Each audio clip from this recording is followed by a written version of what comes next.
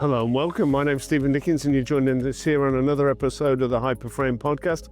I'm joined today by Anthony from BMC. Hey, Anthony. How are you? We may have done this before, right? I think a couple of times. I seem to remember. So we're digging in on DevOps. You guys have been on a roll the last few quarters with your releases.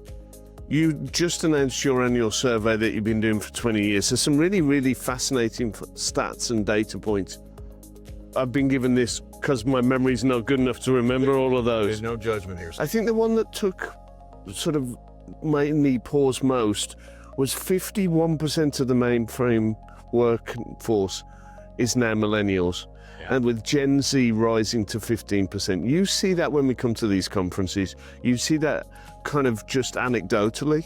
What is that meaning for when you look at DevOps on the platform as a whole?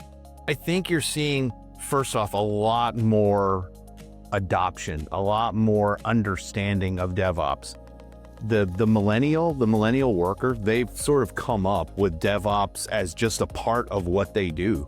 And before, when we were talking to people, your traditional mainframe person, they weren't really thinking DevOps. They weren't really thinking automation. They were still sitting old school. Now that boat has sailed and now everybody's doing DevOps completely.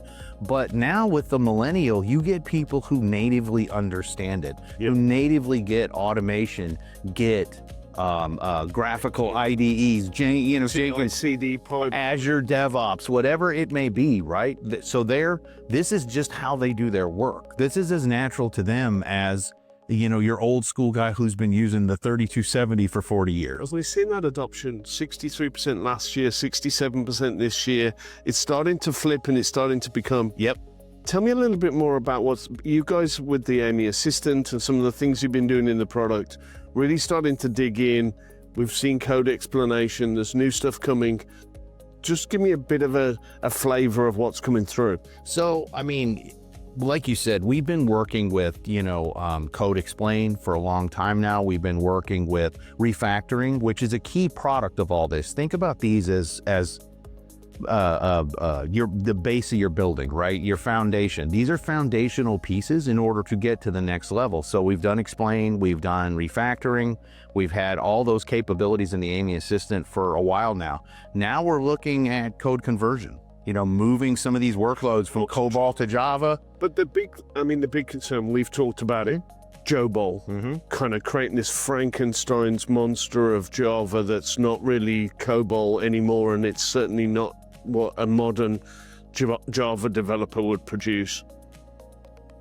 Handle that one for me. What's the BMC kind of approach to making sure that we don't end up with this COBOL Frankenstein? So I think the foundational pieces that we just got done talking about, the explanation and the ability to refactor, to take these giant monoliths, instead of trying to throw a million lines of COBOL through an LLM and then hope and pray it comes out the other side. Yeah, exactly. Instead of doing that refactoring capability, where now I'm breaking that down into smaller modules, smaller pieces that are more easily dealt with, that is going to help in getting from, COBOL not to JOBOL, but to native Java. And then the other thing is, to be blunt, we've put a lot of time and research and effort into training our LLMs, into making our pieces specific to that. So again, if you put a billion lines through, you're going to get a billion lines of whatever coming out. If you put a small piece through, that is more easily understood. Exactly. That's exactly right. It all comes down to your foundations. So one of the key data points that came through in the survey for me, I'd love you to expand on it. The time to value. We're seeing 26% of people surveyed in your survey seeing value within 6 months. That to me, given all of the market narrative around that, what was it, the MIT study saying 90, we've heard that quoted so much, that 95% of projects aren't bringing value. That doesn't jibe with the numbers that you saw. I know you chat to a bunch of clients, you're speaking to them on the daily about what they're doing with DevOps. Is that coming through in the sort of outside of the data? Yeah, people are seeing that value quicker. Number one, AI is going so fast that it is accelerating timeframes across the board. AI's been out for 5 minutes and it feels like it's been 15 years. I mean, like the amount of advancement is that it all fish. It's like it's gone like that. So AI is pushing that boundary faster. And then I think number two, again, the approach that we're taking where we're breaking things down to smaller chunks and pushing those out, that's helping us to see that value quicker because we're not trying to, what's that old phrase about, swallowing the elephant in one bite? We're cutting it up into pieces. That leads to my next question, and probably my final question. You're dropping a new release. You're on a quarterly cadence. You've been doing that for a few years now, this quarterly drop cadence. What's in the next release? What can people expect? I mean, I think I would be remiss if I didn't say the big announcement is COBOL-to-Java. Like that's our next big release. The whole release is filled with the usual set of, enhancements, updates, fixes, patches, that kind of stuff. But the big one is COBOL-to-Java.